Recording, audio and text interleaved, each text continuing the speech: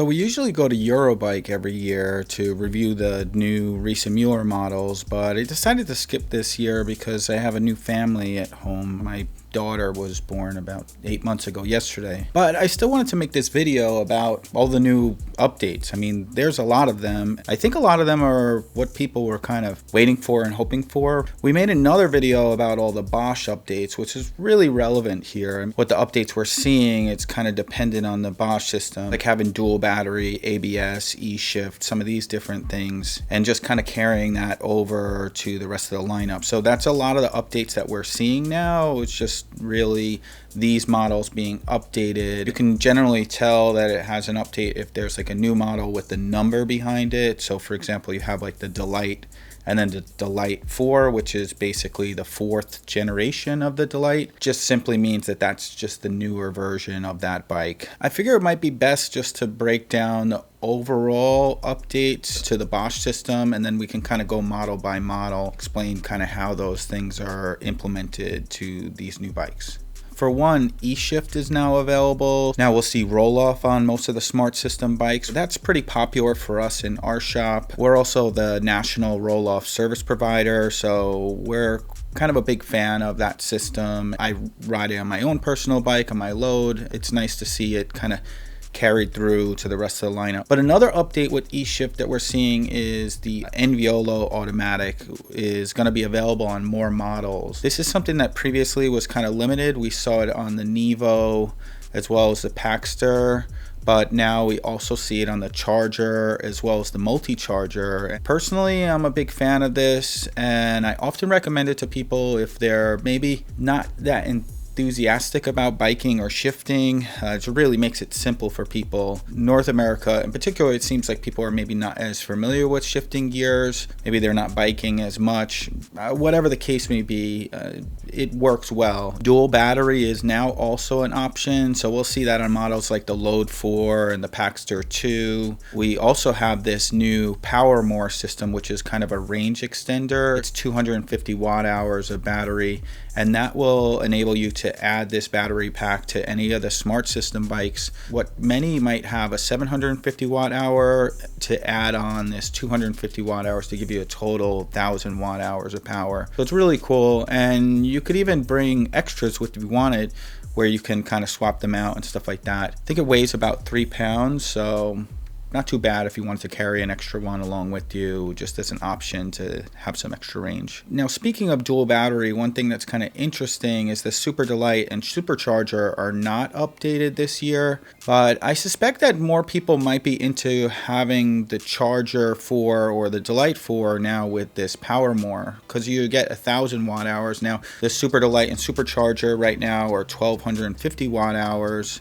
I guess, like I said, you could always carry an extra Powermore with you if you wanted to. But I wonder what you guys think about that. I know a lot of people that watch this channel might have these bikes. Like, do you feel like that makes sense, or would you rather just have those 2 larger batteries on board? I suspect that eventually they will update those bikes. I'm just not sure if they're going to do it with the 2 750 watt hour batteries. But despite all this, we're still seeing a lot of popularity in these models, and people are still ordering these. So I don't know if it's because of that, or maybe perhaps a lot of people just don't care that much about this like extra tech. What do you think? There's a bunch of new display options we'll see coming to the Smart System. So we have this new Purion 200 display, which is kind of an updated version of the previous Purion with a little bit more details inside because they're using kind of more of a digital display. We'll also see the Kiox 500, which is a larger version of the 300.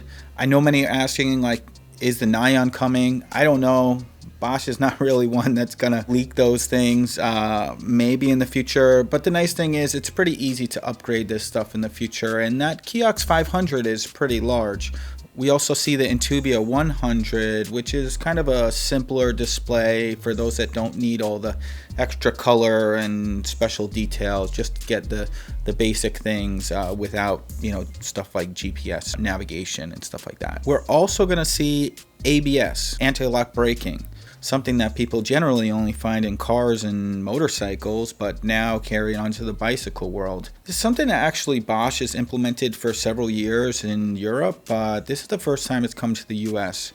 which I think is kind of the right time because it's a little bit more of an evolved product at this point. It's ABS 2.0, so it's a lot smaller in its form factor, and I imagine it's more refined. I mean, I haven't had too much time in the field riding the previous version, so I can't really comment on that, but I can say my experience previously with it was pretty good. So I suspect that this will be a popular option, but this might also be one of those things like, oh, these bikes are getting too complicated. But what do you guys think about this? From my side, I think the idea of having more safety, the idea of having like automatic shifting, anti-lock brakes, I think it makes sense. I mean, I think that there's definitely a good amount of riders that can really benefit from this, that with these additional safety and ease of use features. But enough about the general overview. Let's get into the specific models here. Riese and Muller reintroduced a model called the Culture with a completely new concept. It's really a super lightweight bike with a modern design to it. It's actually their first bike with no suspension, but it makes sense because I think that there is a real need and demand for a very lightweight bike, and this one weighs in at 46 pounds. It's available in multiple different sizes, different configurations. You have a lot of different really cool colors. I wonder what you guys think about these. I think that that's something that Riese and Muller is pretty good at in my experience, is these colors. I mean, I think some people just want everything in black or white or whatever, but I personally like this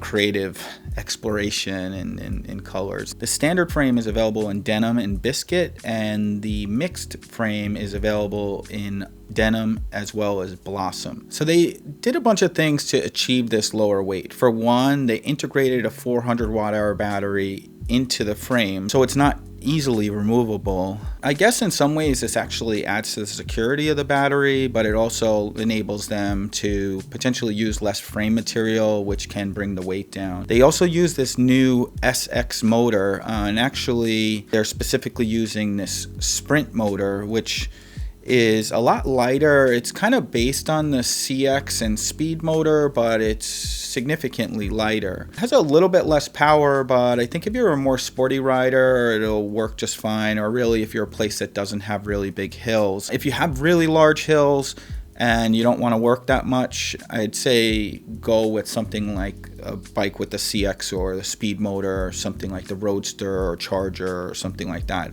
It's gonna weigh a little bit more, but you'll probably appreciate having that extra power. Now they do have the option to add suspension, but the bike does come with these 2-inch wide Big Bend tires, which does add to the suspension factor, really absorbs the road pretty well. So I suspect you could do the suspension, which comes with the suspension fork as well as suspension seat post, or you could even just separately add the suspension seat post afterwards. I'm kind of on the fence if I was to get one for myself, what I do personally, but I guess it depends on where I'm living at the time. If I was living in a walk-up, would probably appreciate just saving the couple extra pounds off the suspension. It's kind of always this compromise. I mean, this is something I've discussed in depth on this channel about weight and e-bikes. I actually made a video specifically on this topic. You kind of have to consider like where you're willing to compromise, because there's oftentimes this balance. Oftentimes adding comfort features to the bike is going to add weight to the bike. Features like suspension, wider tires,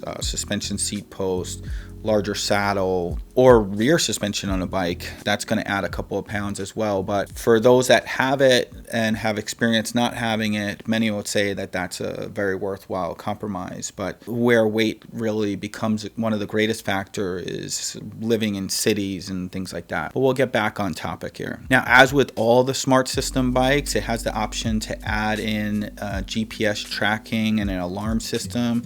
That's called the Connect module. Now, that's not something that's available directly from Riese and Muller, but it is something that we can do in the shop. We can do it here, and other shops, I imagine, can accommodate that as well. And for a bike used in an urban environment, I think it's a worthwhile thing to add on. As with many of their other models, they have the option for the Powermore battery, so that mounts right on the down tube. Now, this bike has the option to add it on from the factory, and certain bikes it might be compatible technically, but it's not available from the factory. I think that the way it works is like if they can't do it in a very clean way, they won't do it from the factory, but that's not to say that it can't work. You might have to use like a strap or something like that. The cord is available in multiple different lengths, so I think there's a lot of different ways to do it, as long as the cord is not going to interfere with like your pedaling or just your safe operation of the bike. It should be fine. The Culture is available with several different drivetrains. It's available with a touring version, which uses Shimano's new Link Glide system, which a lot of people historically have spoken about. People might not want to get the standard touring version because it doesn't last as long and it requires a lot of maintenance. But actually this new Link Glide system lasts a long time. And we're starting to see this in the field, that these things are holding up pretty well, and Shimano's continuing to expand and improve upon this, so we'll see different things kind of rolled out. And that's something actually to note as well with Riese and Muller. Like, it might be like, okay, well, this bike says it comes with the Euro, but they might, you know, update it over time, and it's usually like the equal or better, which is kind of cool. We saw this happen with suspension forks this past year, where they started to introduce some new suspension forks on some of their bikes, but you can always get kind of the most up-to-date specs on their website.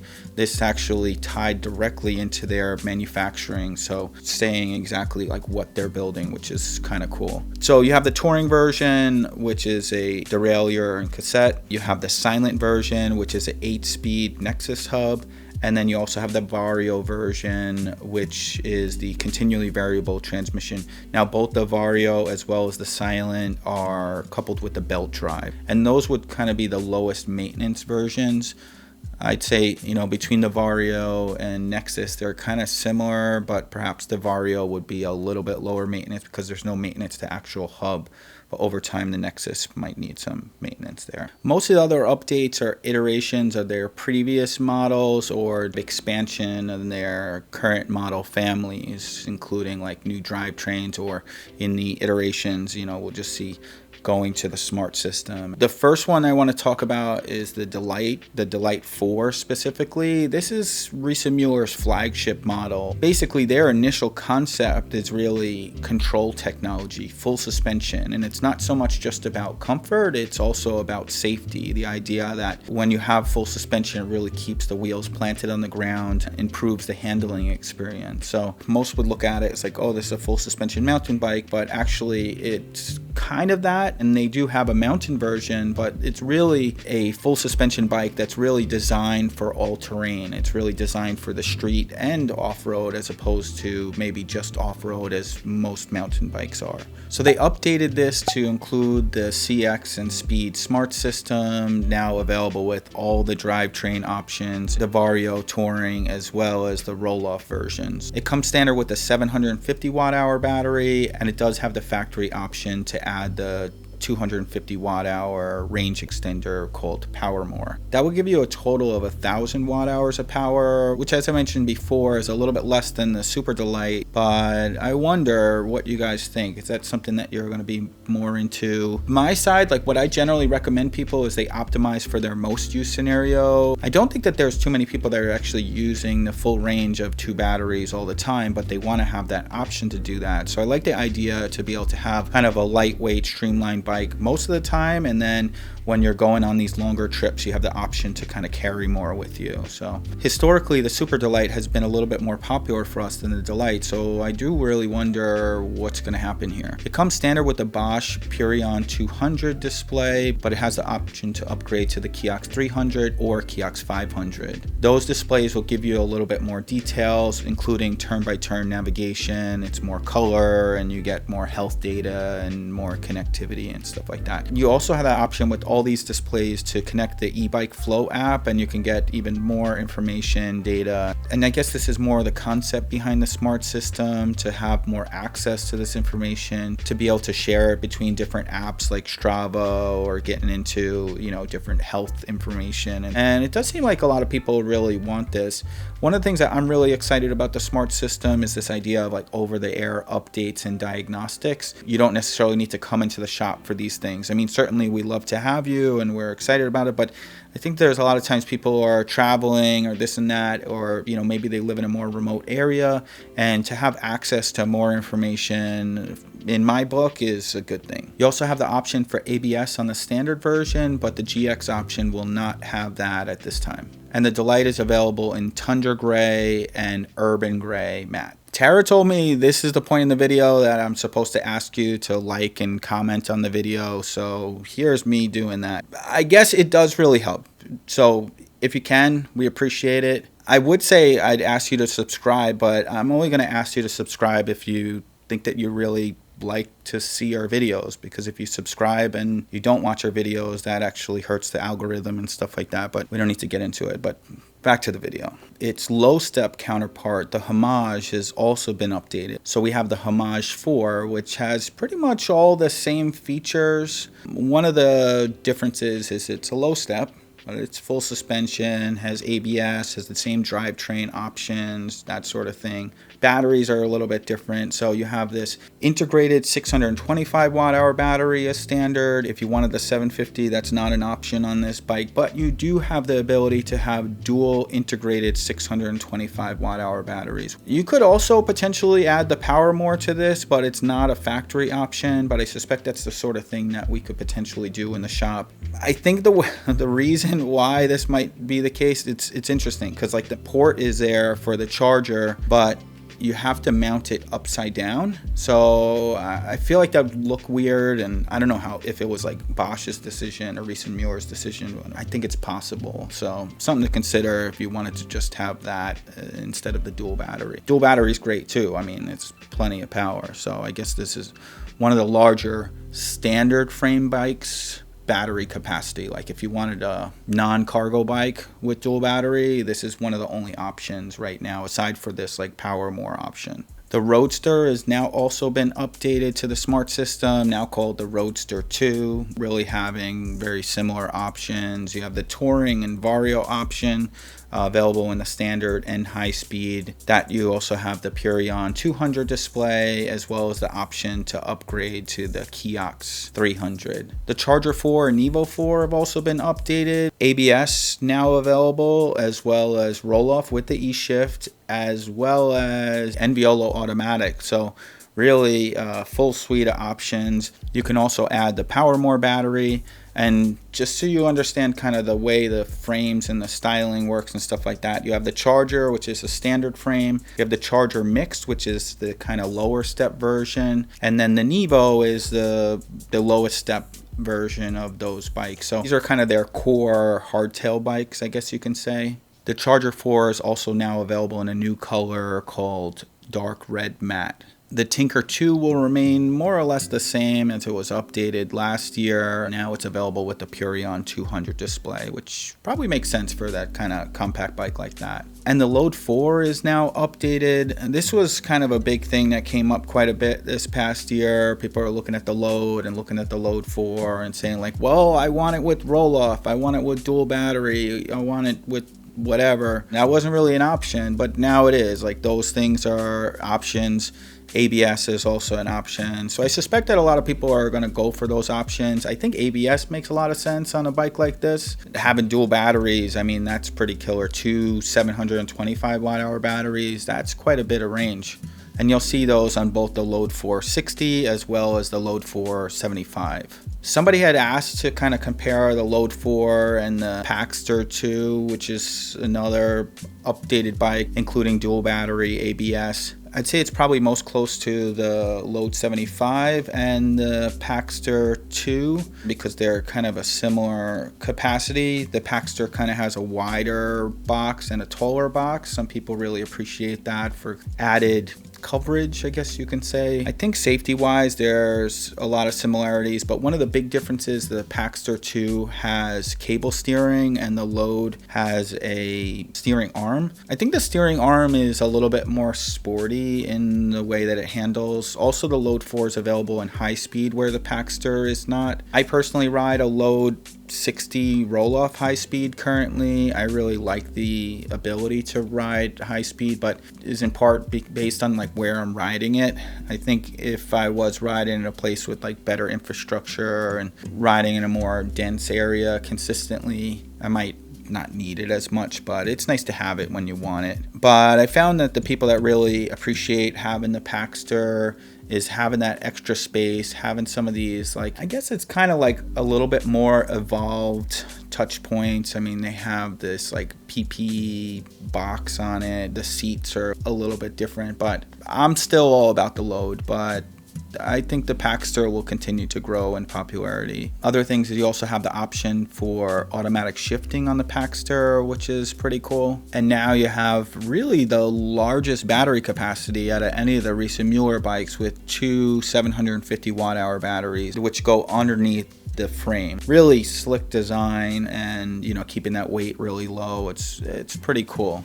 The multi-charger 2 is now updated to include the option for roll-off as well as the automatic shifting, available in both the standard as well as the mixed frame. They also have a new color for the standard frame. It's called Petrol. And they also updated the Transporter 2 to be available in a touring model. Previously, the Transporter 2 65 and 85 was only available in the Vario version, but now they have the option in the touring model. So I really primarily focused on most of the new updates here. We're going to eventually do more individual videos on these bikes, but I wanted to just give a bit of a general overview, and hopefully you guys found this to be helpful. I think we're going to continue to see a lot of the non-smart system bikes. You'll generally just be able to decipher that, like not having the number behind it. I guess that's kind of the best way to describe it, because it might be a little bit confusing on the website. These bikes are still really solid. We still have a lot of them in stock, and they still remain pretty popular. I don't think that everybody's like, oh, I gotta have all this connectivity or these new features, but some people do, and I totally respect that. And I think that there's different camps. I wonder like what you guys think about that. I think Riese and Muller will continue to build them as they have them available. The question that's kind of in my mind, I keep on thinking about, is like these bikes like the Supercharger and Super Delite, and with these options of like the Powermore and stuff like that, is that the thing, or do people really want or feel like need to have those larger batteries on board?